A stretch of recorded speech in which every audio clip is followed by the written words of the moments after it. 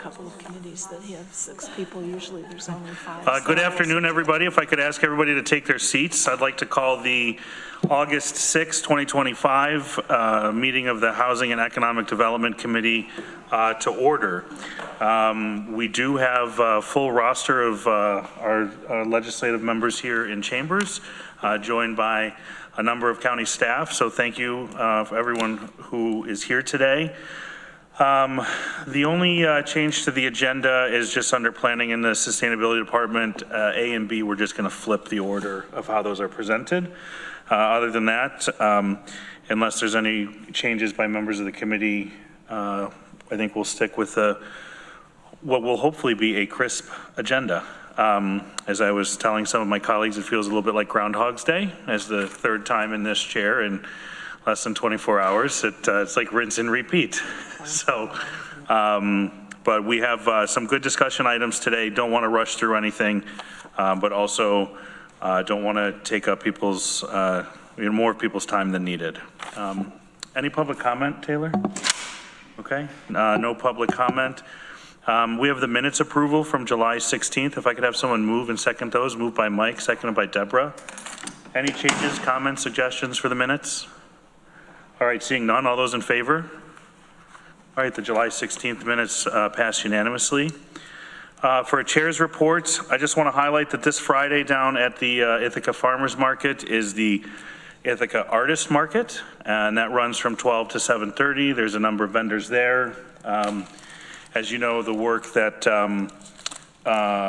we do in this committee does cover arts and culture, and I think it's important that we support our artist economy that we have here and the vibrant, rich artistic community. So if folks have the opportunity to get down there and check it out, I would strongly encourage you to do that. There's usually some really interesting stuff down there and some pretty impressive artists within our community.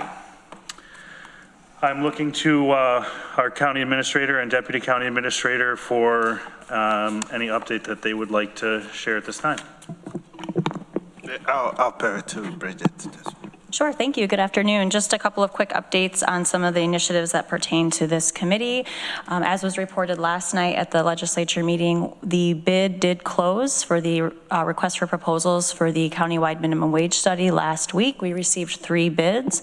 So we're in the process of convening the appropriate team to review those bids and go through the bid selection process. So that is in process. In regards to Code Blue emergency sheltering, as you're also aware, the legislature unanimously approved our partnership with the city of Ithaca to move forward on a co-location of a Code Blue shelter with a navigation hub. That same initiative will be voted on tonight at the City Common Council meeting. So following that meeting, we'll be able to move forward, which is very exciting. We're excited about that partnership and the possibilities there. And then finally, for the emergency shelter development project, so the new emergency shelter project at 227 Cherry Street, we are in the final stages of negotiating the contract with the selected operator of that. So we look forward to bringing them into the fold, and they will be a key player in our HHAP application to the state. So all of those things are in progress. Great. Questions for Bridget? All right, I guess I have a couple then. Sure. As it relates to the resolution that's on the Common Council agenda this evening, is someone from county administration or county team planning to be there for that? And do you need any additional support or participation in that process? Yep, so Corsa plans to be in attendance. I know, Veronica, you and Rich sometimes attend those meetings, so I don't know if you plan on attending as well. Great, okay. Okay. I think we're good. Great. Yeah. What exactly do we say? What's Nice on the timing, agenda? Bridget. Yeah, so Bridget mentioned that during her update, the partnership with the Code Blue and Navigation Hub. So they're voting on it tonight. They're voting on what we voted on last night. Oh, that's right. Essentially, their Thank you. their version. As it relates to the minimum wage study, do you foresee there being an opportunity for a legislator to be on that review panel? Yes. Okay. And we would be looking to know who those individuals are. Okay. Do you know how many that you would need? We haven't discussed that. I think it would be open to the desire of legislators. Okay. So we were thinking of bringing it to either this committee or GO, but I will send an email out before the end of the week to let you all know, and then probably through the email chain, we will know who wants to be part of the process. But we anticipate somebody from here because economic development and also GO in terms of general government operations to be part of the review process. Okay. Is there anybody, I guess we'll save some emails, is there anybody on this group that has a burning desire to be a part of that conversation or review process? I think you should be. Who? You. Me? Well, so I was gonna, I'm happy to fill in if needed. I know Legislator Black is very interested in this topic as well. So I would put her name forward for consideration, and Legislator Pillar if there's a desire as well. I'm very interested in the topic, and I certainly don't have a conflict of interest with any applicant, but I might know the people involved with one a little too well to be a good evaluator, Great. to be honest. So seeing nobody else, I would suggest Shauna, myself, or someone else from GO, combination thereof. Happy to participate if needed. Right. Great. But also happy to not participate if you got a handle on it. So. Just to scare you a bit as well is not all the bids fell within the 30,000 allocation. Somewhere significant, 50,000 allocation, somewhere significantly higher. I believe you. Yes. Ouch. Okay, well, good. Well, it looks like we'll have some fun reading and discussion to be had. Any other topics or conversation for county administration? Okay, seeing none. Next, we have our homelessness and housing update. This is an opportunity which we hold space for at each meeting for Department of Social Services, and also Liddy Barger from the Continuum of Care usually is here. I do want to welcome our new commissioner of the Department of Social Services, Brittany Earl. And Brittany, I don't know if you want to maybe take a minute and introduce yourself again to the committee. And then if there's any update from your department, either you or Dina, feel free to jump in. And then also I know Liddy's here if Liddy has any update as well. Okay. Yeah. Hi, I'm Brittany Earl, the new commissioner for the Department of Social Services. I've been in public service for over 15 years. I've worked across many sectors, including juvenile justice, city government with the Ithaca Youth Bureau. I've worked with foster children and families in group homes, and I've worked in a lot of residential facilities, and then recently was in senior leadership doing emergency crisis mental health response at Cornell. So happy to be here and be interacting with my staff and kind of learning the ropes of the department and being able to interface in all of these different roles that the department serves. I can give in terms of shelter update right now, I can give some numbers. That'd be great. So shelter numbers currently in roadway, we have a total of 70 persons. So we have 7 families, which are 8 adults and 18 children. And then we have 44 individual adults. And then we also have 33 adults in other hotels outside of roadway. Good. How does this typically compare seasonally to what we've seen historically? Dina, that's probably a... Yeah, so we're actually, the number of families is low this year, and I would say we attribute a lot of that to, we got a grant through OTDA to hire a senior caseworker that works with the families, and she's been able to house over 50% of the families that came into roadway. So she's just been excellent. We're going to hire a similar, well, we have hired a senior caseworker to start working with the adults to also help house them. In terms of overall numbers, so the total number of persons is probably about the same. So individuals is probably about the same as it was last year at this time, I think. I can, for next time, I can get some numbers to compare last year to this year. just be curious. Yeah. And then that's fantastic that it sounds like that senior caseworker is really, I hate to say paying dividends, right? But really making a big impact. Huge, What do you attribute the success to? Is it having stock available? Is it having someone dedicated to it? Is it a combination of all things? I think having someone dedicated to it. So we've always known there's stock available. for, larger apartments, being able to put together the funding for a family to get to pay the rent, so we're able to draw on a few different resources now. And then just having somebody in continuous contact with the families and just like, what you doing, what do you need, how can we help you? So that's made a huge difference. And I would also say that I know the senior caseworker from other roles, and that they really understand what the families are going through and what they need. So I think that perspective is helpful to be able to work with them and have that perspective. Deborah? Yeah, I wanted to mention, when we were in Canada last month and we spent some time in Vancouver, and we were kind of taken aback by the level of homelessness in that city.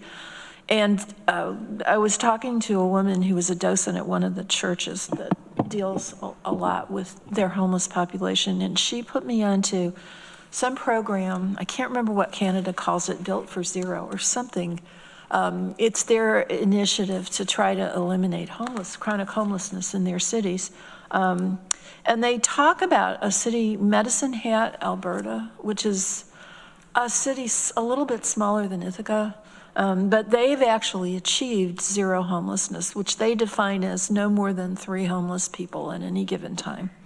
And they remarked upon the fact that they actually managed to house these people without increasing the housing stock, that it was really a matter of directed attention to knowing who your homeless population is and working through that population family by family, person by person, and finding some place to place them. So it sounds like a similar effort to this dedicated social worker, and we might want to kind of look at Canada's program and particularly Medicine Hat, and see what they've done to be so successful. Lydia, I saw that you jumped on. Is this something that you're familiar with? Yeah, in the U.S. it's Community Solutions. It's a sort of a framework. There's many ways to engage with them. They put out really great materials. They're called Community Solutions. They use a by name list, which is what the coordinated entry list is in our community, and are profoundly dedicated to the idea of housing first, just as like their backbone idea. But yeah, they're called Community Solutions in the US. They do operate here. They act sort of like as consultants for communities to like supercharge your existing systems. But anyway, they're cool. I'm a fan of Community Solutions and Built for Zero. They're interesting, and accessible. They're like an add-on. Great. Yeah, that's definitely something to look into and explore more. One of the questions I have is, we often don't talk about the services or how we support children or youth experiencing homelessness. And, maybe for a separate topic for a follow-up meeting or for the next meeting, we could touch on what type of specific resources or support we're providing to families, or maybe sort of, I don't know how we define youth or young adult, or what the exact terms are, but it'd just be interesting to get a glimpse into. We spend a lot of time on adults, and I know that it's just a piece of the system. So I don't know if my colleagues would be interested in learning more about that, but I know I have a particular interest in understanding that. Yeah. So Kate Shanks Booth knows a lot with the youth population, so we can touch base with her. Great. Okay. So maybe for our next meeting, maybe that's a topic we could just touch on briefly. Okay. Any questions specifically for our friends from DSS before we continue through the agenda? No? Well, pretty welcome. Looking forward to having you a part of the team, and I'm sure it's a lot to wrap your arms around and get settled in, but we've got great confidence that you'll do a great job, so thank you. Happy to be here. Thank you. Liddy, for anything for you on your end? No, I don't have any real update. I know that we here at HSC are looking forward to meeting Brittany in the future coming ahead, and I'm glad to see you here and meet you, and happy to answer any questions. But I'm really just here to listen and be part of the conversation if needed. Well, thanks, Liddy. Next up on the agenda, we have a resolution, and I want to kind of clarify, and I spoke with Legislator Sigler earlier. I don't believe that this resolution is ready for any sort of action, but I would like to introduce the resolution for conversation and maybe have it carried over to old business or unfinished business. Taylor, you can help me manage the maneuver there, but really just sort of get it on the floor, have a little bit of a discussion on it, and then see if there's interested parties that want to come have a more robust conversation at future meetings about the topic. But that's sort of the plan before we move it onto the floor. If anybody has any objections to that or feels strongly otherwise, now is a good time to express that. Okay, so Mike, if you want to go ahead and move the resolution. Move it. Okay, so you're moving resolution doc ID 13472, Yep. Homeward Bound Reunification Program submitted by Legislator Sigler. Is there a second? Seconded by Legislator Dawson. All right, so Mike, I guess I'll turn it over to you to sort of talk about your thought process. We'll have a brief conversation, and then I think it would be pertinent for our friends from the Continuum of Care and DSS and other community organizations to maybe come back next month and have a fuller, more robust dialogue about this. Well, the one thing I would do, I mean, thanks for letting me bring this forward. I didn't actually think I'd get it on until next month, but this is just as good. Starts the discussion. I don't think it needs to be $50,000. I think there's an extra zero in there, so $5,000 to start would be fine. Not an original idea. And we may even be doing some kind of thing like this at the county that I'm just not aware of, but San Francisco did one of these programs, and that was with London Breed. She did that. And a number of other cities have done this, much more progressive, legislators than myself have put this forward. And it basically is just an option. If you are talking to someone and they're homeless, and you can give them the option that, listen, why don't you reconnect with people that are within your circle, as opposed to, I mean, sometimes people end up in Ithaca and this isn't actually their home. They have no connections here. That makes it very difficult to, I think, make a path forward. I mean, say you were to get arrested here and put in our jail, but you're from Brooklyn, New York. We release you back into Ithaca, but you have no support system there whatsoever. So this just gives, and this is not a forcible thing. We're not forcing people onto a bus or a plane. We're saying, would you like to reunite with your circle of people? And so that was the whole impetus of the thing. Comments? Dina and Brittany? Then Deborah. So is this one, are you looking at this one from the Santa Cruz Homeward Bound initiative? I think that is one of the cities that was mentioned, but yeah, San Francisco as well has one, and they call it something else in San Francisco, but it's reunification something or other in San Francisco. So I'm not really briefed on this whole thing, but quickly looking through like the Santa Cruz one. Didn't think it was going to come forward this quickly, but. Yeah, and they don't allow those on probation or parole to be eligible. Obviously, if someone's on parole, they have to remain coming out of jail, here. you're not on those. So I think like that would create some issues. And my other thought about this is if we're, connecting people back to families elsewhere, is one that needs to be stable. And then there's these other things that need to be in place when we're dealing with unhoused individuals who tend to have all these other things that are co-occurring with being unhoused. So either substance abuse or chronic mental health issues, or things like just getting medical care. So a lot of these other things, if we're just putting someone back on a bus to go home, I don't think it's not that simple. So we would have to make sure that we're connecting them to supports there and that they're able to actually have the care and the housing that they are seeking here back home. And then what is the relationship like with the family? I think it just needs to be explored, and that our approach to it would need to be thought about in a good way that's beneficial to the client. If they're coming here and seeking the services, I just think it's important that if we're sending them out of the county and connecting them with support, that is just helpful for them. I know it's a significant cost here. I think there's so much more to it than it's simply saying someone's coming here unhoused, they're not from here, we should send them back to where they're from. We just have to think about all these other things that come with somebody being unhoused. It's not as simple as just being unhoused. Well, and I agree with what you're saying, but I don't see that as being over such a large burden. I mean, we're basically saying, I just don't want us to be an attraction point. We're one of the most expensive places in the country to live. Mm-hmm.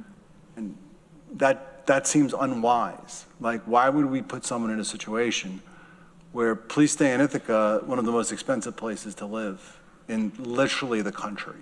That doesn't make a lot of sense to me. And to literally put them in a situation, not put them in a situation, but not give them an avenue, whereas we may say that couch surfing is bad, but at least you're not sleeping on the street. And if you're couch surfing at your friend's house or your parents' house, those parents and friends may not be here. But again, this is why it's a voluntary program. They may say, I've got nobody. I got nothing at home, or I got kicked out of my house because of this or that reason. And they may say, this is the best place for me, so. Yeah, and I think if we're thoughtful about that, and if people are denying it, that we're not using it as a... Way to get rid of them? Thanks, yeah, without saying it that way. But just not a way to like put our problem off on someone else when we could be helpful and be serving the people in a way that's beneficial to them. Obviously, money is a big problem for everyone. It's expensive to live here. Our budget is facing a lot of difficulties right now. So I think addressing this is going to require a lot of addressing unhoused population in general is going to require an approach of working with multiple people coming to the table together. It can't just be DSS. It can't just be, the Human Services Coalition or something like the Homeward Bound Initiative. And even the Homeward Bound Initiative is something of this scale is still going to require us to partner with other states or counties to make this happen. And I mean, if we look at what happens on the federal level, they might say, that's not our problem. We're not going to take them. Like, we don't want to deal with that. So I think it's just, there's a lot of things that play into it. But I'm definitely happy to have, the conversation and how we can help each other make things happen. No, that'd be great. I have, real quick, Mike, sorry. Yeah. If I can. Yeah. Tina had her hand up, then Deborah, then Ann, then Travis, and then if we could circle back. So I was just going to say, Brittany's maybe not aware. So we do have some resources to if people want to return home. Get a little closer to the mic. Oh, sorry. So we are through temporary assistance. If people do want to return home, we are able to do that. As Brittany was saying, we're usually reaching out to family services, those sorts of folks, when we're doing that. So there are some resources already available. Just a follow-up real quick, it would be interesting to know, I think as we have a conversation around this topic, how utilized or how frequently those resources are, taken advantage of. Yeah, I'm not sure. I can find out. I don't think it's terribly often, but they exist. Sometimes. Yeah, it's because it's like Brittany was saying, there's a lot that has to go into it to have that happen. But sometimes people get here and it's like Mike was, they realize the cost and, and then being alone without, so some people do quickly turn it around. Other people are trying to work with them to figure it out, what's the best option for them. Deborah, Ann, and then Travis. Yeah, I don't mind considering providing travel services as part of a suite of the services that we might be providing to our homeless population. I did kind of take exception to the way, this resolution suggests that before we offer anything else, we offer them a ticket home. I just had multiple concerns about this. I mean, first of all, further to Brittany's point, as we know, many of our homeless people are homeless because of issues with mental health and/or substance abuse.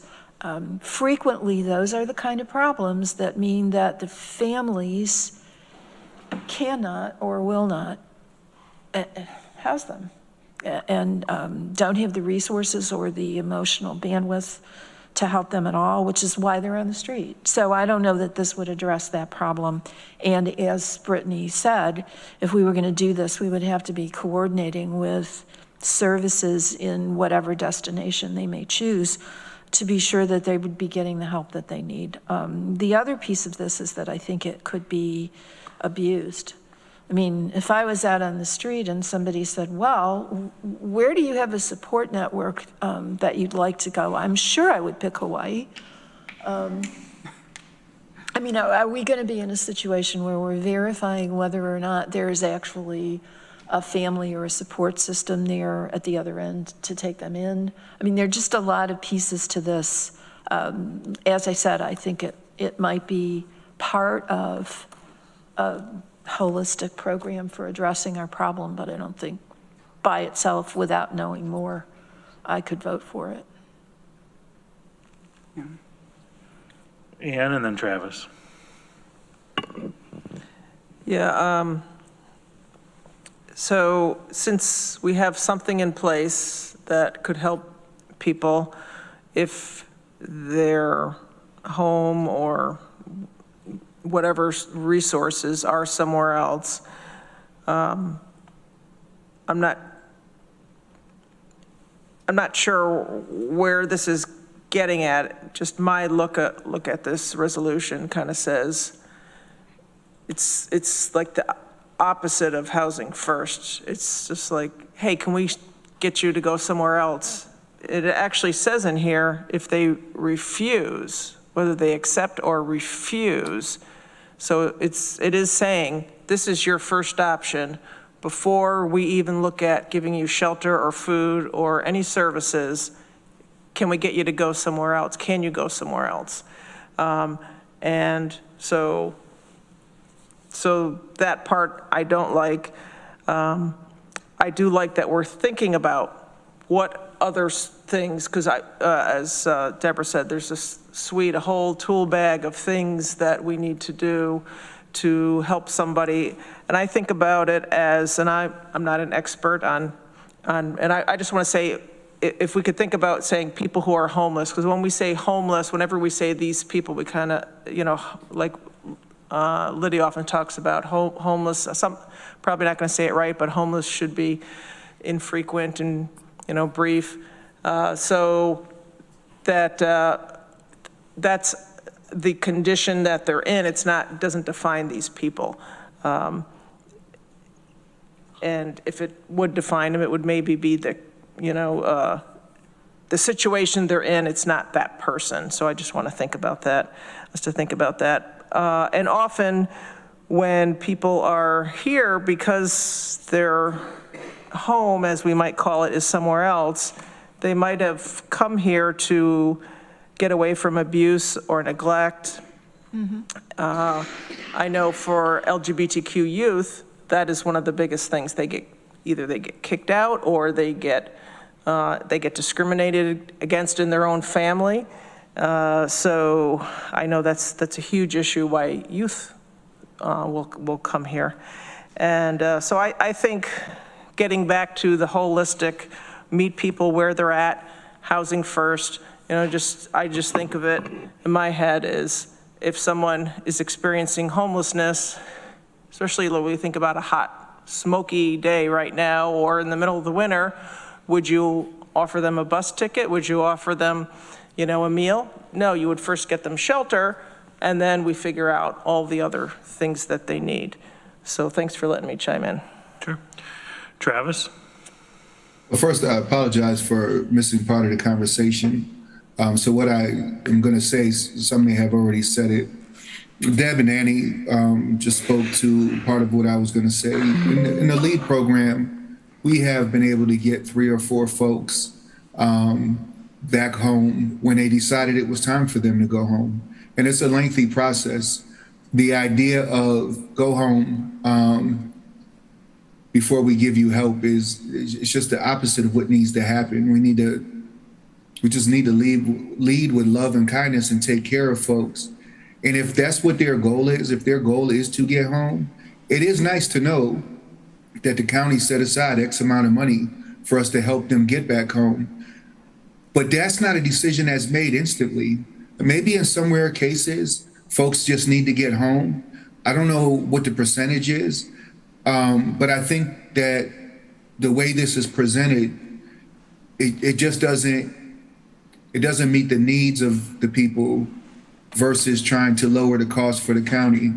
And I think that we can do something like this in a better and more humane way. So Deborah? Yeah, I have a question about the existing service that you mentioned.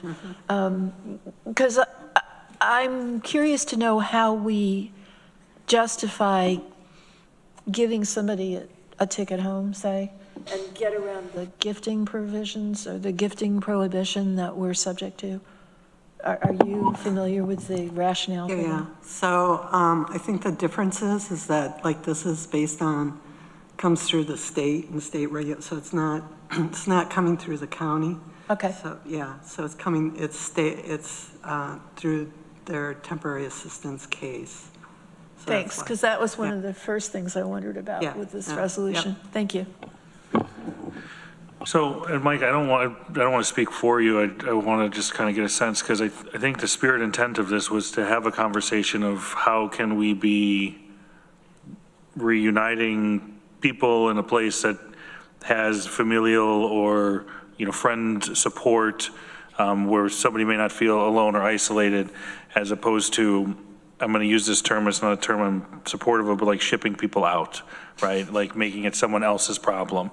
I don't believe that was your spirit or intent. I'm not going to assume that. I guess I would ask you to clarify. And then the second follow-up I would have for members of the committee is, how would we like to see this conversation evolve? Obviously, this is just, you have to start somewhere, and we have words on a page, and we can start with those, or we can start somewhere else. But I guess, Mike, I'll give you a chance. Well, my thing is twofold. I mean, I definitely drew this from cities that are not conservative are doing this. This is not something that's, so clearly these other Democrats in very progressive cities don't see it the same way as maybe some of the folks in this room do. However, yes, I mean, initially it's to lead with compassion. You need to have a support system.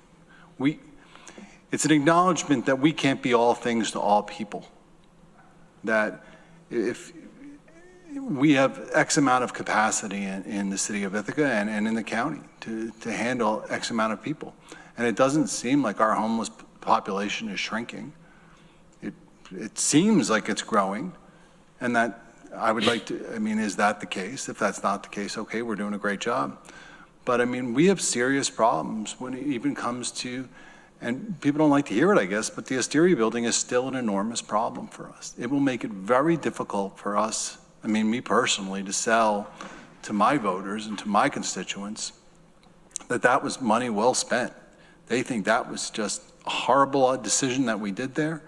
And it makes it very difficult then to promote a housing first position when you've got people setting fires inside of the Asteria building and people overdosing and dying in that building. I don't know what that number is now, but it's more than a handful. And it's making it a very difficult situation. So I think it's twofold. Yes, it is to lead with compassion, that to say, yes, I can't make up for somebody who's 25 years old. I can't create a support system for them.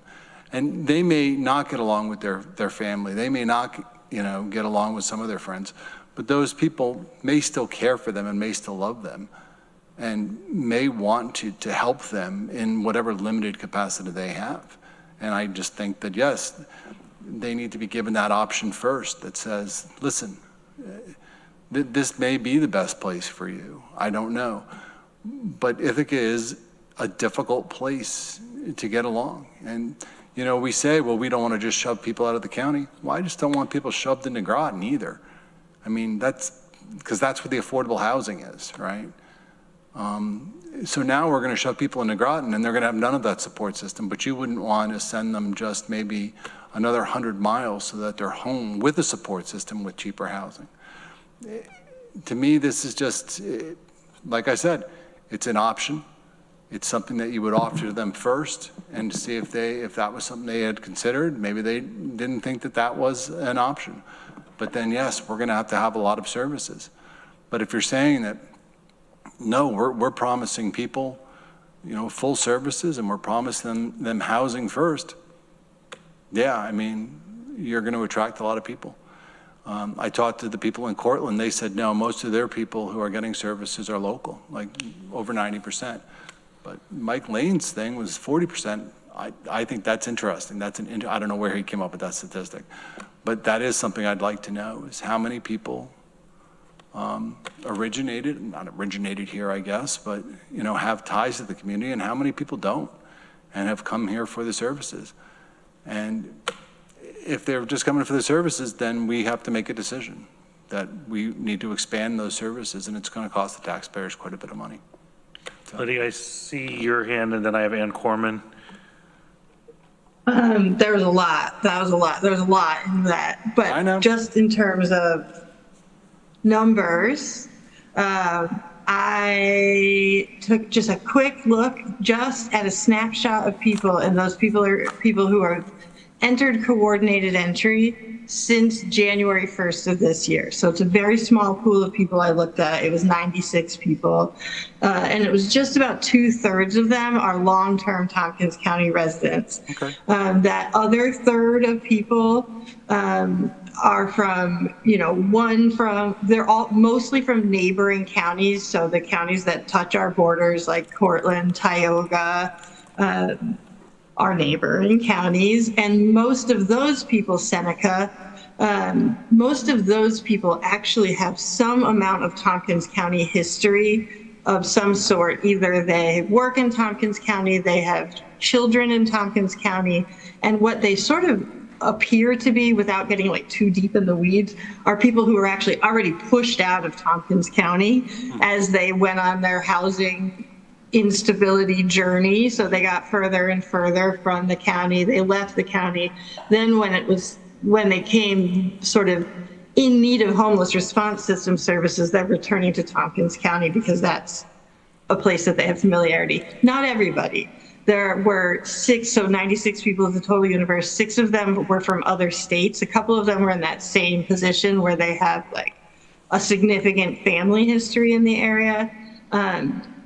But I don't think, and I'm sure that DSS has full data about people who are applying for THA. That's also asking these questions.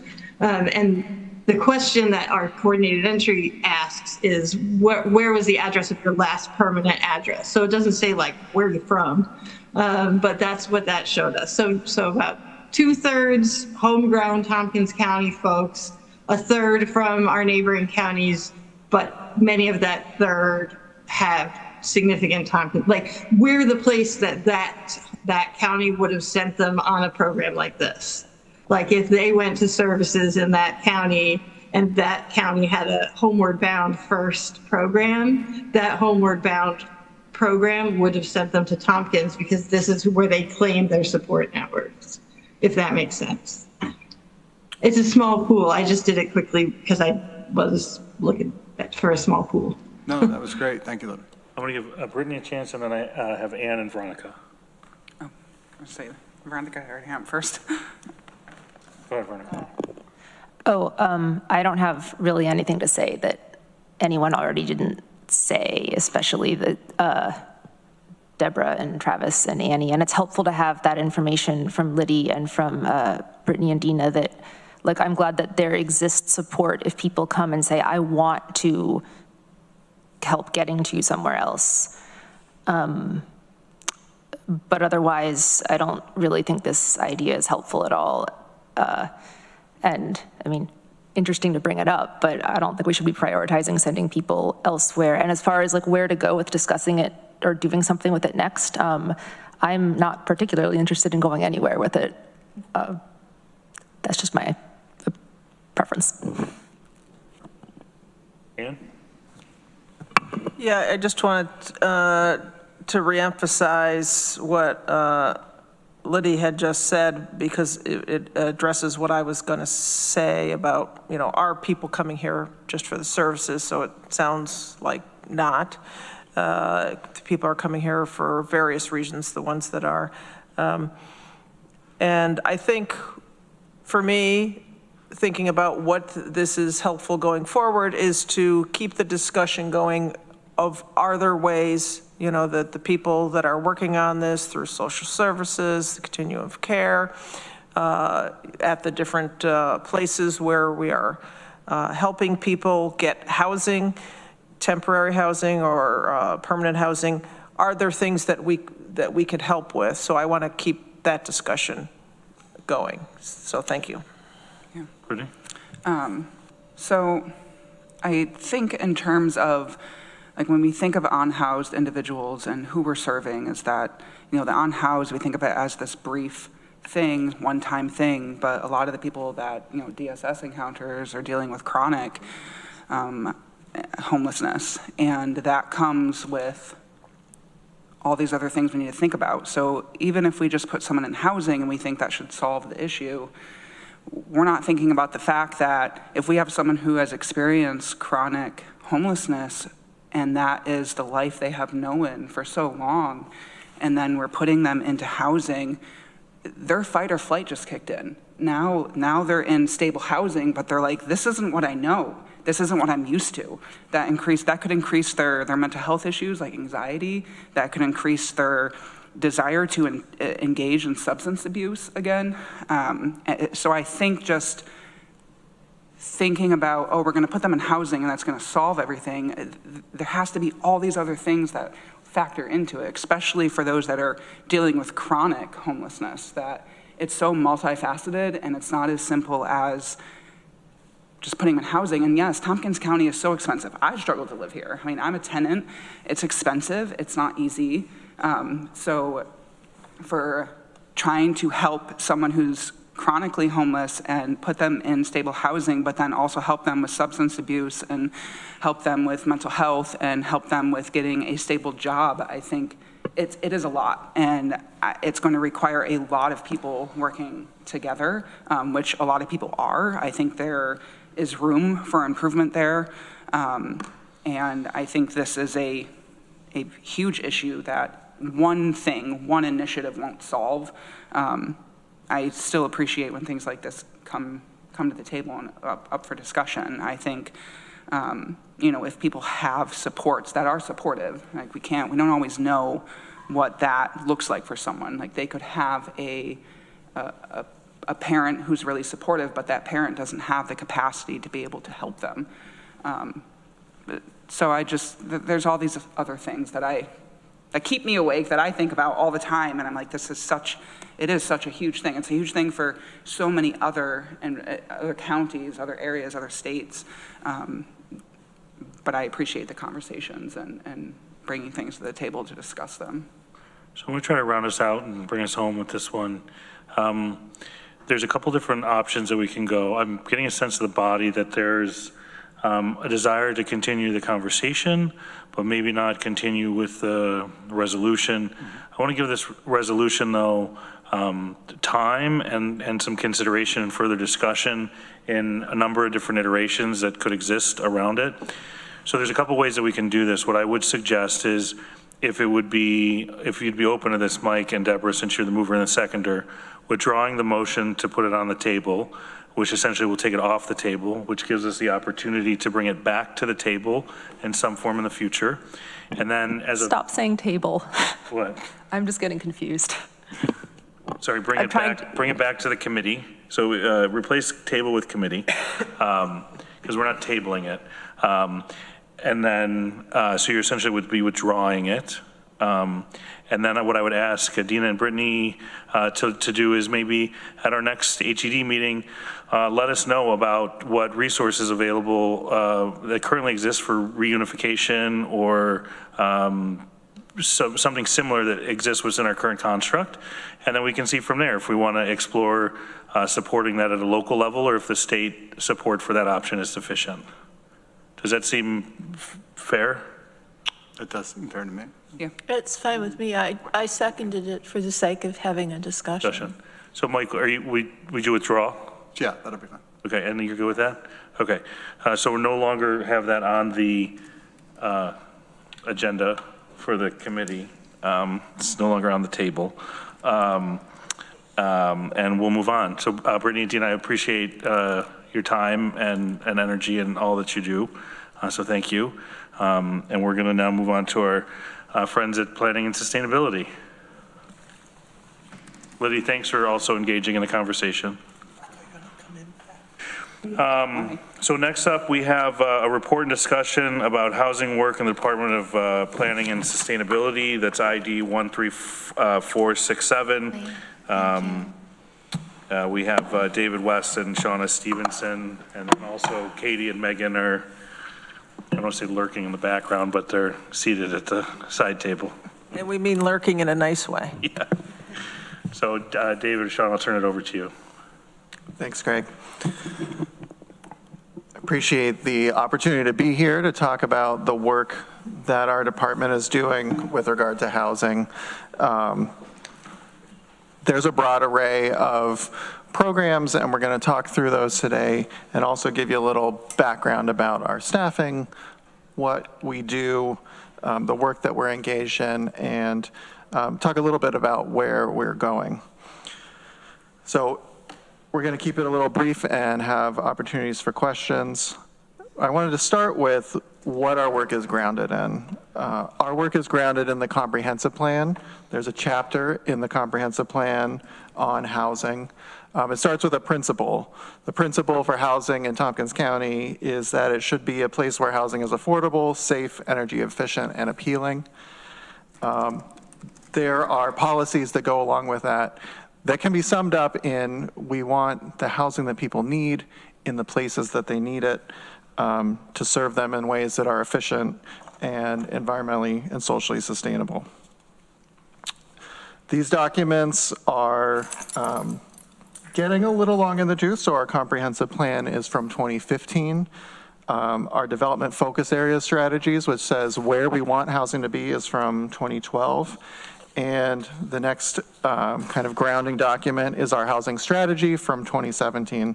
The strategy lays out different types of housing that we need, the numbers, price points, and it really was a guide for working from 2016 to 2025. It's probably not a surprise to many people that we have fallen short of some of the metrics of what housing we need.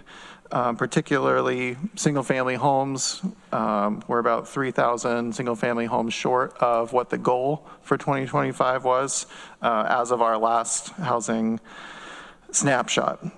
But this is important that we have metrics to work towards so that we can evaluate how our policies are working. The work to get there is done by several staff in our department, and this has grown over time. So we start with our general department. We have our commissioner and deputy commissioner. As you know, Megan in particular has a really long history with housing, starting somewhat being in Shauna's position, which then I was in and now Shauna is in. There's been work happening in the housing space for a really long time. So Megan and Katie, the commissioner and deputy commissioner, support and direct our work. We also have the support of Principal Account Clerk Kelly.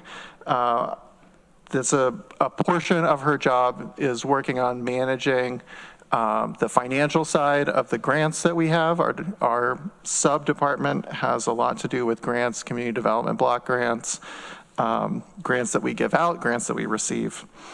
In addition to that support, the bulk of housing work is completed by Shauna and myself. Shauna is the Housing and Community Development Planner. I am the Housing and Community Development Director. We are both relatively new to these roles. Shauna's been with the department a little over a year. We just celebrated her anniversary.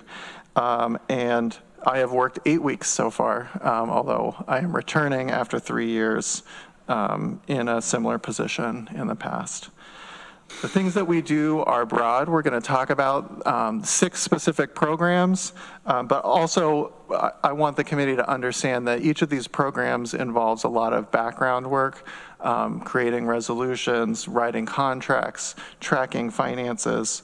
And in addition to that kind of boots on the ground work, our subset of the department also functions to kind of set policy, to understand the greater housing landscape, to connect with the municipal and elected officials throughout the county, and also outside of the county at the state and national level to understand where things are going, make sure that we're on the right track.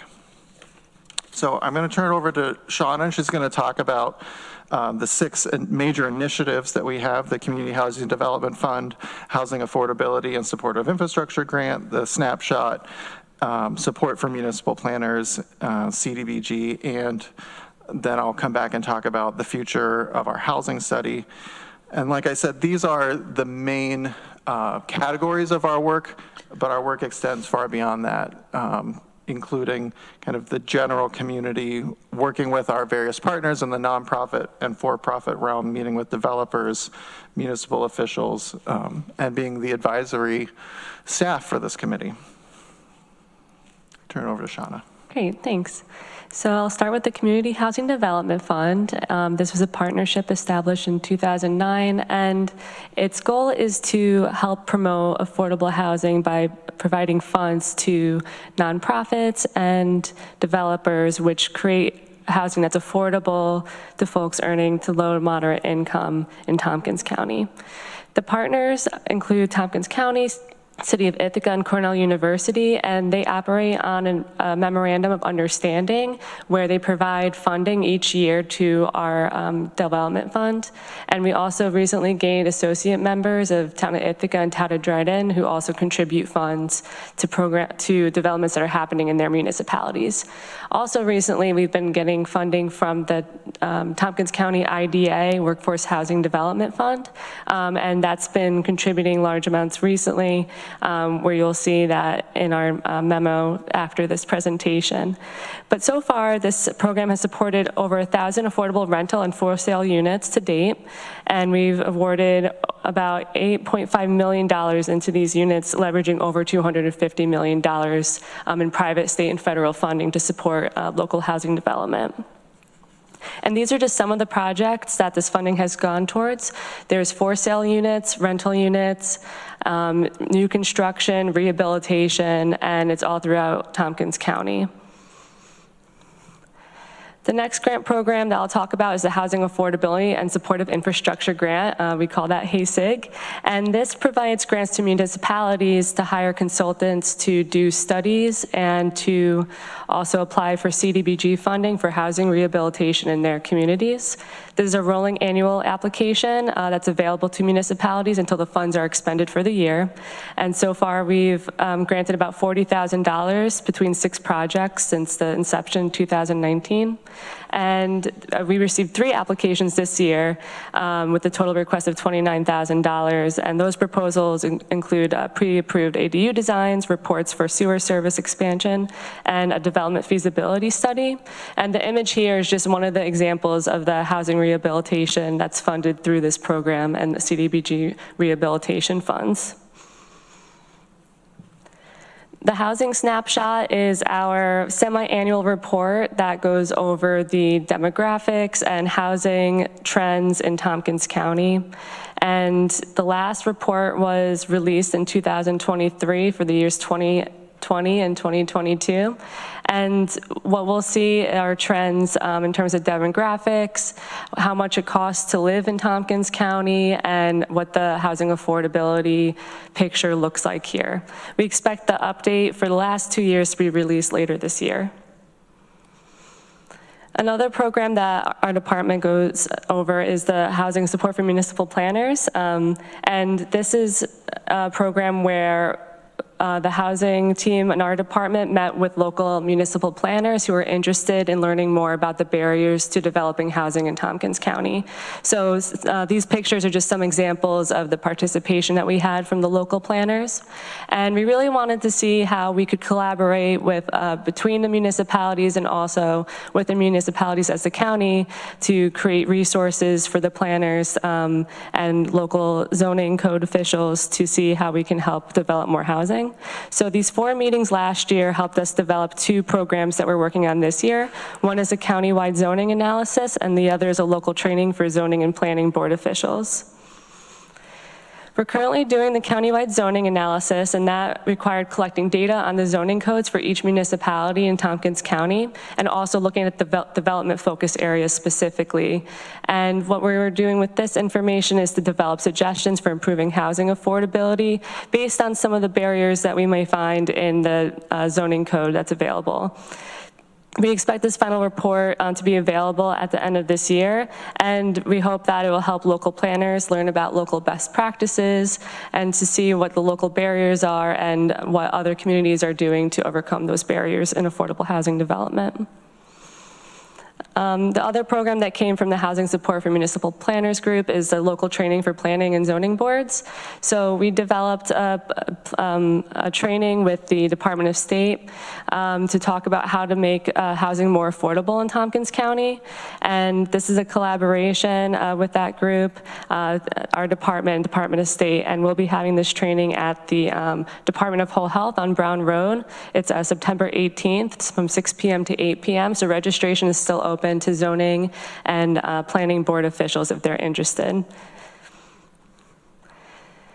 And another program that we work on is the Healthy Homes for CDBG Single Family Housing Rehab Program. This is funding from the New York State Homes and Community Renewal for housing rehabilitation that we apply to. We're partnering with INHS to complete these rehabs, and eligible house loads are those earning below 80% of area median income. And these repairs include critical repairs like lead abatement, radon mitigation, and roof repair. And I'll pass it back to David to finish it. So the next step, the next direction that we're taking is an update to our housing strategy, including review of the needs for housing, what can pencil, and really trying to bridge that gap to take projects that are not happening, that are on the edge in the county, and figure out how we move them forward. How do we meet the goals that we have for housing? So that's coming in the next year. I appreciate everyone voting last night to schedule the public hearing for the CDBG application that we'll be working on to help fund that. We're looking to collaborate with the IDA. I've also heard some interest from municipalities in participating in that. This would be an update to our 2016 document that, as I said, projects what we need through 2025, which is now. So moving forward, we hope that that analysis will really be very specific on things that we can do. We're not looking to just get a new set of numbers. We can pull census data ourselves. We're looking at concrete strategies, programs that we can develop, things that we can do as a county and help our partners, whether they're nonprofit, for-profit, municipalities, to make a dent and make a difference in the housing market and address some of the needs. So with that said, we can open it up for questions. We've got our contact information on here. Always happy to respond. We have a new planning department email for housing. If you're reaching out, that'll get Shauna and I, and look forward to continuing to work with you over the next year. Thank you both. Quick question as it relates to the housing study and strategy. Is there additional outside resources that you'll pull in terms of a consultant or vendor to help with that, or is that something that's fully done in-house? That is something that we are looking to bring in a consultant, someone who has experience really getting market-driven, marketable information. I think there's the kind of planning side of things, of understanding our demographics. We're pretty good at that. We're looking to get additional information that's going to help someone get their project financed, access dollars that they're currently not able to get, and really to help us recruit people to meet this housing need. Katie. Yeah, I just wanted to add that we're certainly going to build on the strengths of our staff and, get the biggest bang for whatever dollars we have available from consulting services for things that we can't already do. So we already can do a lot within our department, and we'll be building off of the snapshot that'll be freshly released with new data. So it'll already give us a big step forward with consulting services. And just so members of the committee know, their IDA housing committee had 50,000 or so set aside for this type of work. And then it was discussed that it may be best to partner and collaborate with the county so that we weren't sort of duplicating efforts, but we were trying to bring as much resource to the table as possible. So the IDA decided to postpone that for so that it could get into the 2026 work plan and support the county's efforts in that through some funding that way. But realizing that these consultants, as we saw from RFPs, can range from 30,000 to 150,000, whatever it's the sky's kind of the limit. And so we definitely, I think, will need to make an investment at the county level into supporting getting to something like this. I would just add as well that David's been hard at work on applying for CDBG housing planning funding. We're applying for $50,000 and made it through the first hurdle of phase 1. So we got invited to submit a second or a full application. So we're continuing to try to find additional resources to make it the robust strategy that we all would like to see. Rather than restating the problem, providing some solutions. That could be the title. Tagline. Deborah? No, I was just looking at these Community Housing Development Fund award requests, and I just wanted to emphasize that the IDA is funding $750,000 worth of these. Yes, that will lead us into the next conversation. So if we're done with the good work of our county colleagues as it relates to sort of general housing items, I think we could move on, Shauna, to the Community Housing Development Fund. Yeah, sure. And I just had this last slide to show you kind of the plans for the awardees, recommended awardees. So these are the round 25 images that were provided through the applications for round 25. But I'll let you discuss the memo if you have any questions, or I can give a quick overview. Why don't you just give a quick overview? Full disclosure, Ann chairs the Community Housing Development Fund. I'm on the Community Housing Development Fund, and Travis is still the alternate to the Community Housing Development Fund. So we're well represented here, but for the sake of the public and everybody else, feel free.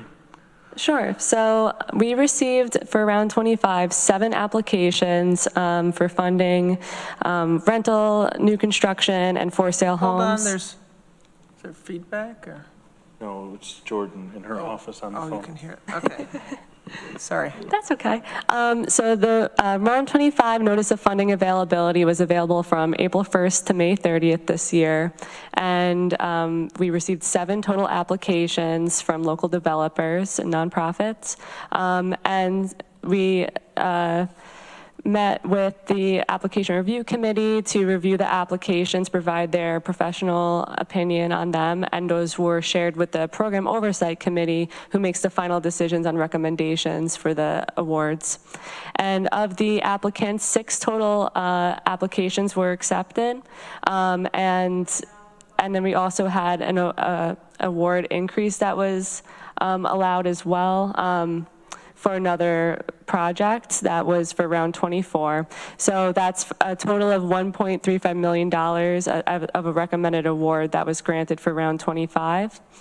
And I'll just go through what's on the screen here. On the top left, it's the Varna Community Housing Trust homes, Project A and Project B. So that's going to be 4 for sale and 2 for sale homes. And that's part of the Freeze Road Apartments, which is now called Creekside Crossing. And that's in the town, in Varna and town of Dryden. The middle one on the top of the screen there, that's for Habitat for Humanity. That'll be a City of Ithaca, a 4-bedroom home. That will be a modular home, and it's affordable to households earning between 30 and 60% of AMI. The top right is the Village House by Village of Ithaca.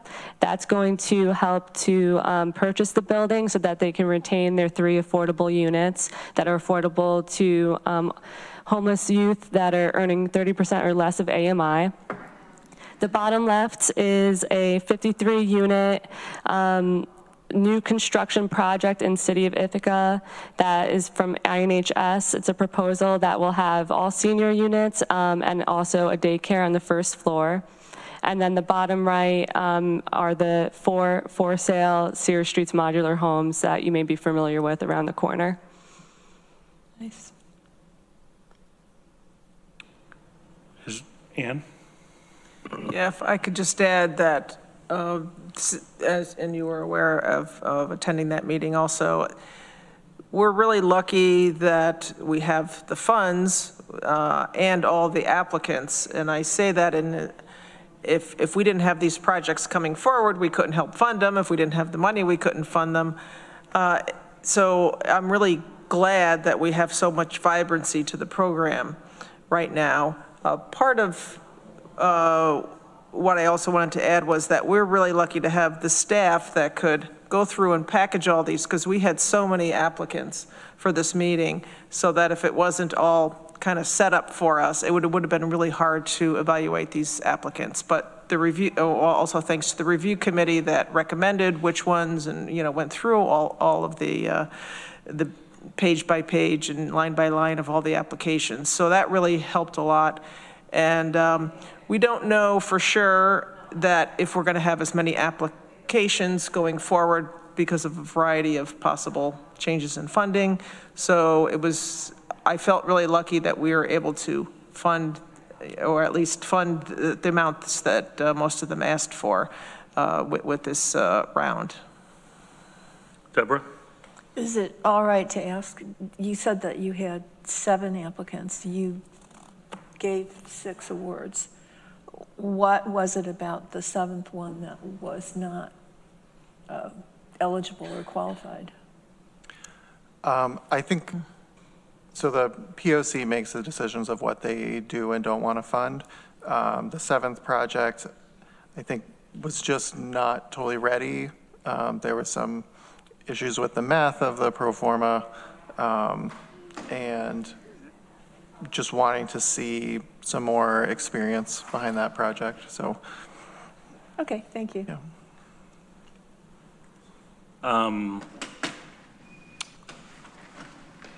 Can we talk about IDA funding and sort of where we are in the IDA cycle and what's being projected? And as you're sort of maybe getting to that, I am particularly excited about the Varna project that is in my district, and hopefully we can have a new bridge at some point on Freeze Road for Creekside Crossing, so they don't have to actually cross in the creek. But hopefully it's completed about the same time. Yeah, I'm sorry, did you have a particular question for me? Yeah, so as Deborah pointed out, there was a significant amount that came from IDA, and I know we're projecting X amount of dollars coming back in, from the IDA, and then that's sort of kind of phasing out a little bit, because that money will sort of ebb and flow as IDA projects are approved and built, et cetera. Yeah, so since we've started receiving the funding in 2023, we've received a total of $3 million roughly. But our anticipated income we just have a couple more projects that are paying. So to set it up, some projects will decide if they're going to opt to pay per unit instead of like in lieu of creating affordable units in their development. They'll either pay one lump sum or they'll pay in installments of 3, and that's a decision they make with the IDA at the time. And so all together, we received about $3 million, and we're receiving a few installments that will total about $550,000 over the next 2 years. So after that, we don't have any other anticipated income at this time. So it really was some large checks that we received from that program that helped to fund this round, and we still have some of that funding available for the upcoming rounds as well. David? Yeah, I think it's something worth pointing out and celebrating the way this IDA program, as well as the Community Housing Development Fund in general, is working. The foresight of setting up the CHDF to invest local dollars in projects that raises their effectiveness in achieving state funding has been something that we're hearing from our state officials is really working well. They see us as a model. Having that local commitment to these projects is really helpful for them moving forward, and we see the dividends paying out. Going the next step of having these projects that are building market rate and receive pilots contribute funding that goes towards affordable housing. It's great to see it working. It's great to see these dollars flowing into projects and creating new units. And it is something that, those projects take a long time. That's one of the interesting things about our work is that everything takes a really long time. Things that I worked on 10 years ago are kind of starting to see things coming out today. It's like planting trees. It is. It's really working for the next generation.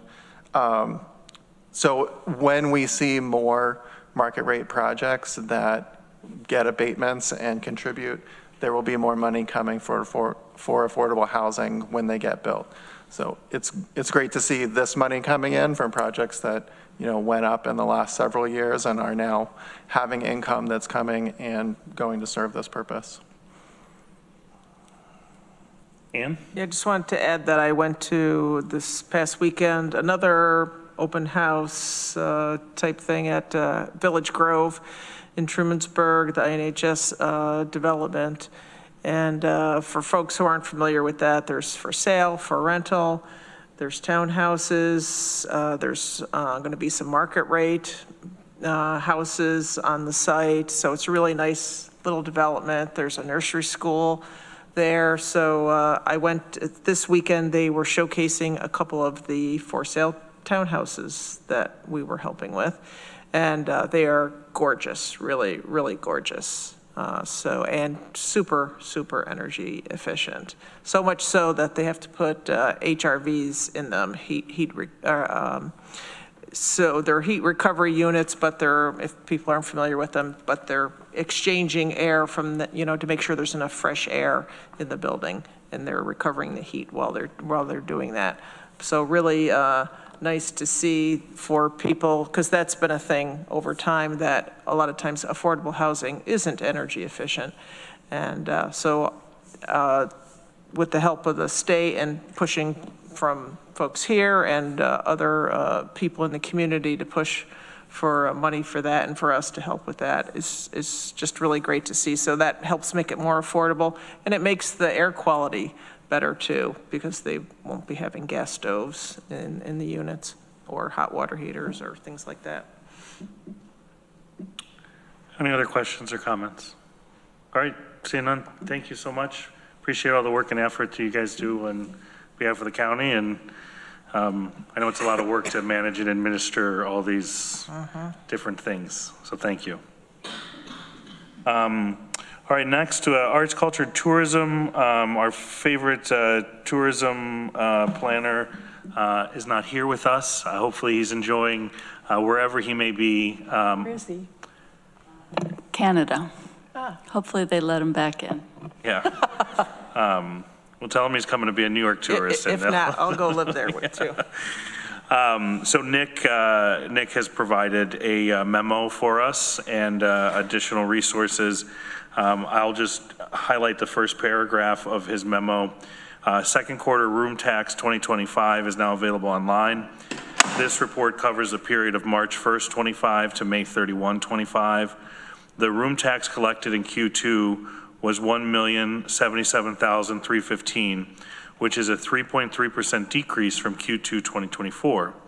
The drop is largely attributed to the April 24 total solar eclipse and tax delinquency. Compared to Q2 2024, occupancy declined slightly while rate increased significantly. In addition, tax exempt business decreased from 14.6 to 13.3%. The room tax collected came in at 7% above the amount forecasted in the budget for this quarter. So while there was, I wouldn't say bad news, because you often have these major events, right? You may have a Super Bowl or the Special Olympics, or a big driver of room nights like the total eclipse come into a market, and then the following year you can't always make up that business. But I think what we're seeing our hotel partners doing is increasing rate to sort of backfill occupancy, and so we're seeing some tax increase from that, as well as the tax exempt business, which I think we would all like to see, because that means the university business and university travel is likely slowing, or higher ed travel is slowing a little bit within the market. But hopefully that was a time where we could backfill that with some transient and other business that was taxable. The other thing to note in Nick's report is that all upcoming events funded by hotel room occupancy tax are now listed online. And so there's a bookmark in the agenda. If you go to the Tompkins County website, the Planning and Sustainability Department, then Tourism, then there's an event section there as well. So you can see what those dollars are going to work for in the community. Any questions about the information provided by Nick in his report? Katie? I just also wanted to highlight that he has a link in there to the survey that you can take for accessibility of tourism resources to the community. I just filled it out while I was sitting back there, and it doesn't take long. Page 27. Yeah, packet page 27. Thank you. The Diversity, Equity, Inclusion, and Belonging Committee of the STPB is meant to prepare a survey on systemic barriers to tourism in Tompkins County. So thank you for pointing that out. Click that link as well. And then also there's a number of, I think, fall grants open, community celebration grants are open as well. So I know our tourism website in the planning department has a wealth of information. Any committee members' reports or comments they'd like to contribute? Okay, seeing none, it's 4:18. We'll stand adjourned. Thanks, everybody.